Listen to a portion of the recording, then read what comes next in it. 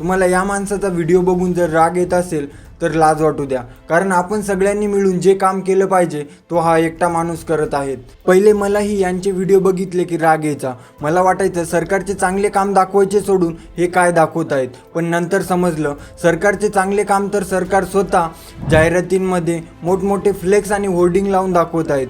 पण सरकारने जे काम केले नाही, ज्या ठिकाणी चुकीचे काम केले आहे हे कोण दाखवतंय, तर हे संतोष पंडित दाखवत आहेत. एक असा माणूस जिथे बहुतांश लोक गप्प बसतात तिथे ते पुढे येऊन बोलतात, म्हणून काही लोकांना ते आवडत नसतील. जिथे प्रश्न विचारायला भीती वाटते तिथे संतोष पंडित पुढे येतात, आपल्यासाठी, तुमच्यासाठी आणि जनतेसाठी आवाज उठवतात. विरोध म्हणजे देशद्रोह नाही, विरोध म्हणजे जबाबदारी.